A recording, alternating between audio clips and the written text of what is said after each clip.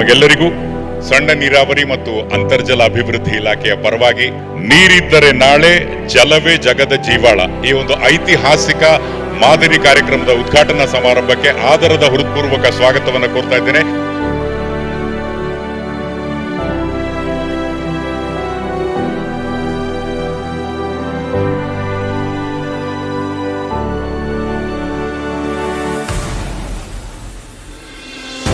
ಕಾರ್ಯಕ್ರಮದ ಉದ್ಘಾಟನೆ ಆಗಮಿಸಿರುವ ಕರ್ನಾಟಕ ಸರ್ಕಾರದ ಸನ್ಮಾನ್ಯ ಮುಖ್ಯಮಂತ್ರಿಗಳಾದ ಶ್ರೀ ಸಿದ್ದರಾಮಯ್ಯ ಸರ್ ಅವರಿಗೆ ಇಲಾಖೆ ಪರವಾಗಿ ಸ್ವಾಗತವನ್ನು ಕೋರುತ್ತೇನೆ.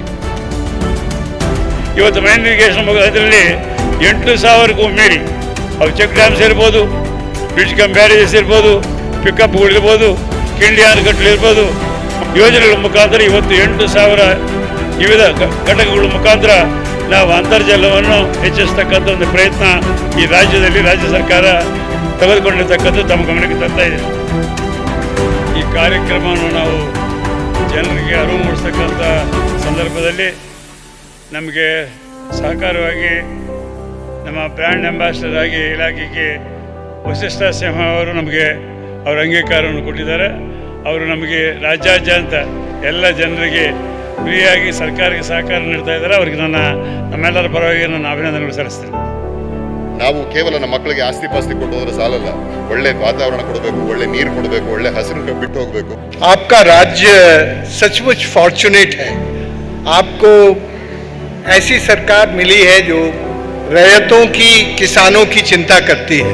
किसानों की चिंता करने वाले लोगों की आंखों में पानी होता है. ಕೃಷ್ಣ, ಕಾವೇರಿ, ತುಂಗಭದ್ರಾ, ಮಾದಾಯಿ ಇವೆಲ್ಲ ಕೂಡ ನಮ್ಮ ಜೀವ ನದಿಗಳು. ಒಂದೊಂದು ತೊಟ್ಟು ನೀರು ಕೂಡ ಅದರ ಬೆಲೆ ಏನಿದೆ ಅಂತ ಹೇಳಿ ನಮ್ಮ ರೈತರಿಗೆ ಗೊತ್ತು. ಹಾಲು 30-40 ರೂಪಾಯಿ, 35 ರೂಪಾಯಿ. ಈ ನೀರಿಗೂ ಅದೇ ಬೆಲೆ ಬಂತು. ಇದನ್ನ ನಾವು ಗಮನದಲ್ಲಿ ಇಟ್ಕೊಳ್ಬೇಕು. ಇದು ನಾನು ಮಾಡಿದ್ದಲ್ಲ, ಇದು ಇವತ್ತಿನ ಪರಿಸ್ಥಿತಿ. ಪರಿಶುದ್ಧವಾದಂಥ ನೀರನ್ನು ಕುಡಿಬೇಕು ಅಂತಂದ್ರೆ ಈ ಬದುಕಿನಲ್ಲಿ ಅಂತ ಒಂದು ಬೆಲೆ ಈ ನೀರಿಗೆ ಬಂದಿದೆ. ನೀರಿದ್ದರೆ ನಾಳೆ.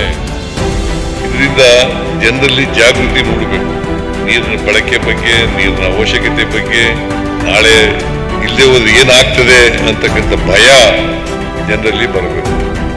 ನಾವು ಅಂತರ್ಜಲ ನೀರನ್ನು ಬಹಳ ಎಚ್ಚರಿಕೆಯಿಂದ ಕಾಪಾಡ್ಕೊಳ್ಳೋಣ.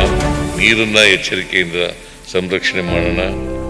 ಅದು ಮಾಡಿದ್ರೆ ನಮ್ಮ ಭವಿಷ್ಯಕ್ಕೆ ಅನುಕೂಲ ಆಗ್ತದೆ.